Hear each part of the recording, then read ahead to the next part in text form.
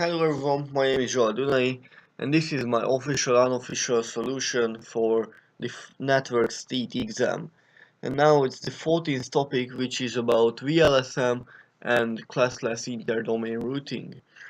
So I partially told almost all of these in previous topics, so please check them. I'm going to summarize them here. The need, aim and concept of VLSM, of course we are now talking about variable length subnet mask. So by default we had the class A, B and C. The class A supports approximately 60 million host addresses, the B supports approximately 65,000 and the class C supports up to approximately 250 host IP addresses. Of course, I come up with the same example that I said in a previous video, that imagine a company that just evolved, that just started, and there are 10 workers. Of course they will get a class C approach, but if we assume they are going to use 20 IP addresses for all their stuff, then they are going to waste more than 200. Now of course this is not a big number comparing to the others, but imagine that if the company will evolve under 5 years, for example, and there will be 300 workers, then the class C will not be enough because 250 IP addresses will be not enough for them. Therefore, they will get a class B. So they will have more than 60,000 IP addresses and they will only use 300, so they are going to waste more than 60,000.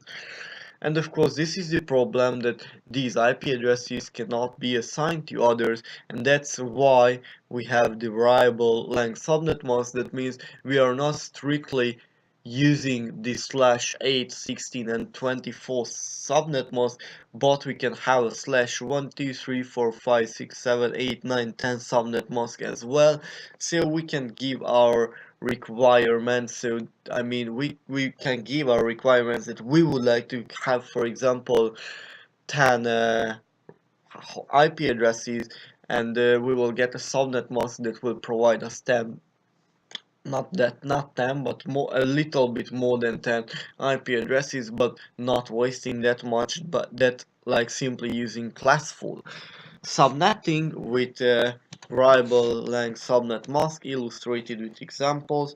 It's quite calculating. We have to calculate a lot in this topic. This was my topic, by the way. So the subnet mask, imagine that we have this network. Let's say it's a /24 subnet mask. So we're going to calculate bit by bit. So we have this. Nope. Okay, and 0 at the end. This is our network. And of course, the subnet mask is only once. Okay, and the last ones are 0.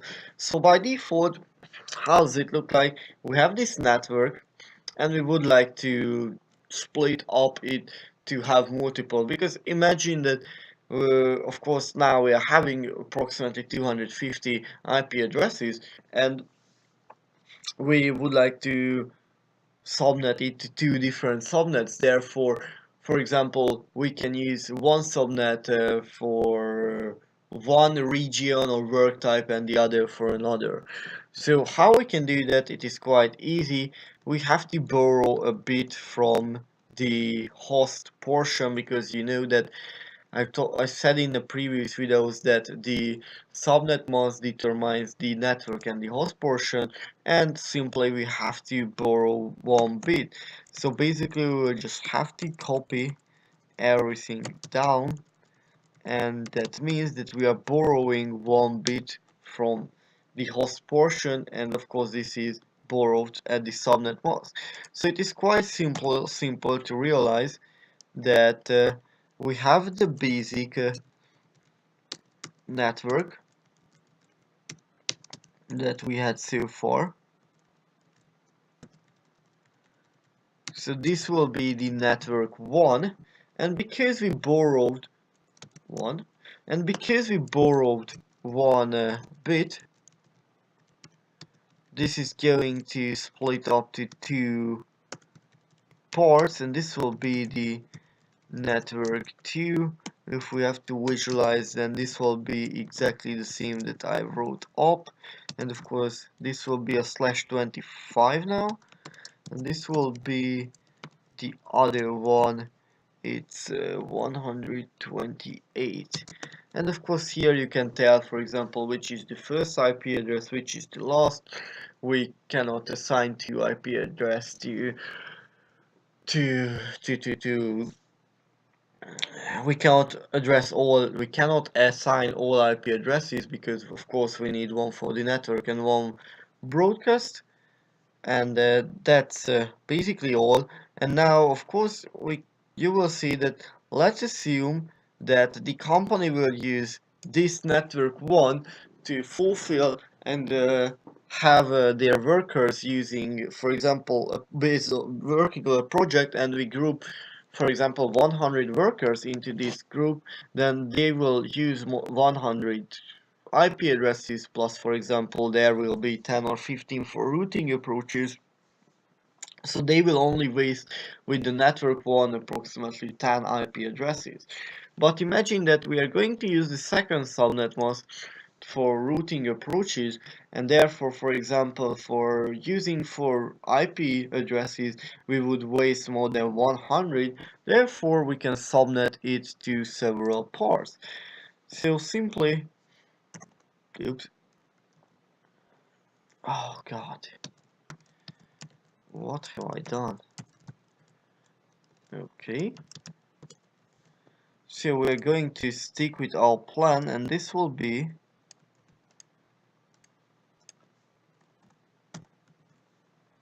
our network that we would like to subnet. And as I said, how does it look like? We can just simply copy this down, and we are going to split up to 4 different parts, because if we borrow 1 bit we will get 2 subnets, if we borrow 2 bit we will get 4, if we borrow 3 bit then we will get 8. So we will simply say that we are going to, this is the default, so I'll leave it here. We are going to borrow 2 more bits. So it's quite easy to realize that this will be the network first, the first network that we are actually using. The second will be, I'm going to copy until here. The second network, we have to check the subnets. Now we use this. Of course, the second will be, I will visualize it here. Second will be using exactly the same, but we are using for the second network the first, because we are having the first one, and we will add simply the last one. So I believe it's 32. This will be the second network. The third network will be exactly not exactly the same, but we are using the same approach.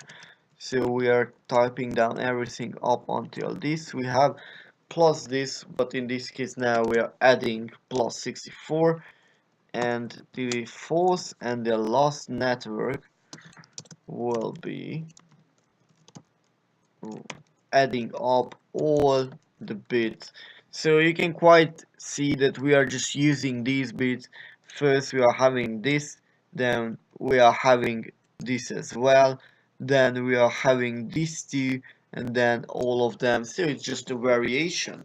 So of course now we can say that, for example, as I said, we are going to use 4 IP addresses for routing. Of course, this is still not the best solution or approach, but for example, we can say that we are going to use only the, of course, and now of course this is not a /25, but this will be a /27. So as I said, we can use, for example, this network for routing approaches, and for example the second as well, and the remaining 2 will be there for future usage. which is really important, and that's the aim of the VLSM. So the aim of the VLSM is subnetting a subnet to several times. That's the definition of VLSM.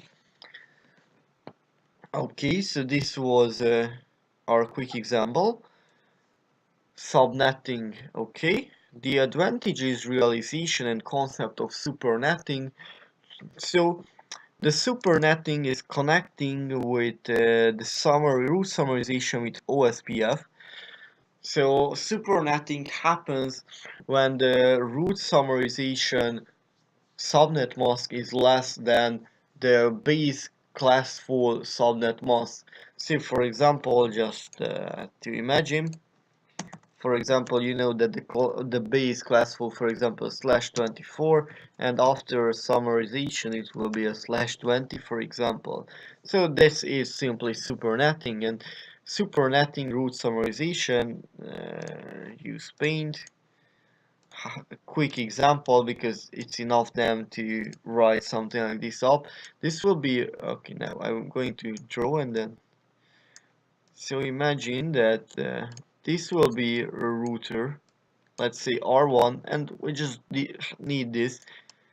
We have the network 1, network 2, network 3, and network 4.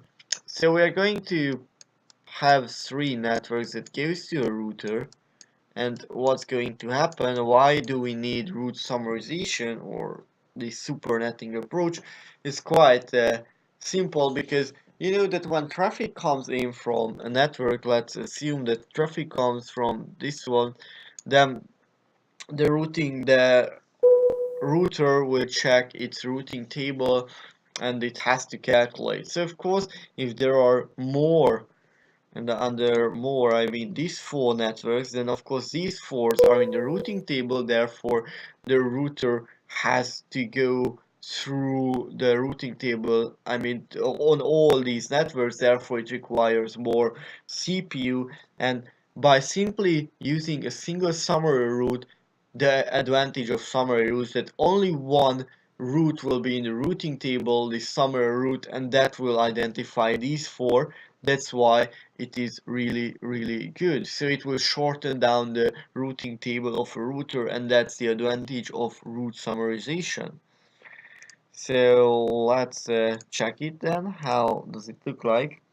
Imagine that on the previous picture there are 3 networks, and this will be my 3 networks.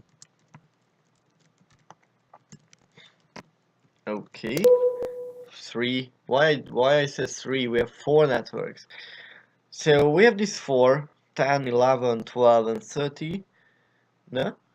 So what's going to happen? In order to use summary route, we have to write up the IP addresses, the actual IP address. So of course it's exactly the same, because I use the same approaches. And one, okay, and we don't care the others. Or I can write them down, but we don't care them. And now I simply copy them, this. So this will be 11. This will be 12. And this will be 13 if I didn't do some miscalculation. And what's the aim here? That imagine that this was a /24. So we assume we will get a smaller than the /24. So in order to calculate the summary route, we simply have to check until those values that they are the same. And you can see that this is the line where we still have the same values, and after these they are different. So from this, these are different, therefore we'll just simply calculate up until this. So the summary route will be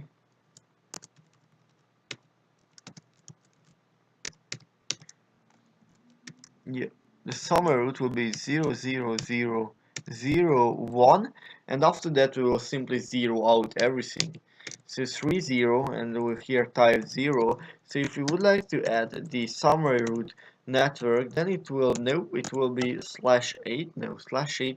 It will be simply 8 because you have to calculate only these, and that's a simple 8. So this will be our summary root, which is by default is less than our actual one, and we just have to calculate up until this. So it's 16 and here it's +5, so it will be a /21. Therefore our mission has been succeeded, and we use supernetting and root summarization with concrete example. The possible usage of root summarization with VLSM, okay, you don't have to do it again because they accepted this as both for the root summarization and for the VLSM as well. The connection between the routing protocol and VLSM, which routing protocol supports VLSM, which does not support it, and why. So it's quite simple that VLSM, of course, is supported only if classless addressing is supported. That means within the dynamic routing protocol, we have the interior and exterior gateway protocols. Within the interior, there is the distance vector. Within the distance vector, there is the recursion 1, recursion 2, and the IGRP and the EIGRP routing protocols. Within the exterior gateway, there is the link state routing protocols, and there is the OSPF and the ISIS routing protocols. So it's easy because only the RIP version 1 and the IGRP does not support the VLSM because they are not supporting classless, they are supporting classful networks, and all the other protocols, so RIP version 2, EIGRP, ISIS, OSPF are classless, uses classless addressing, and simply the reason is simple that as I said, RIP version 1 and IGRP uses classful networks, so they are only good if we have a /8, 16 and 24 networks, because imagine the RIP version 1 sends in every 30 seconds a router advertisement. I mean, the router sends a router advertisement to update the routing tables, and it's simple that they are not sending the network, they are sending the IP address, because the next router based on the IP address can calculate based on the first octet of the address the network can be calculated. But as with VLSM we can have, for example, a /2 or /1. We cannot calculate from the first octet the network. So that's the simple solution. And for example, with the classless, the simple approach that they are having, or they are adding their subnet mask as well to the router advertisement message, and that's what they are supporting, because in that case they will save it with their mask into the routing table.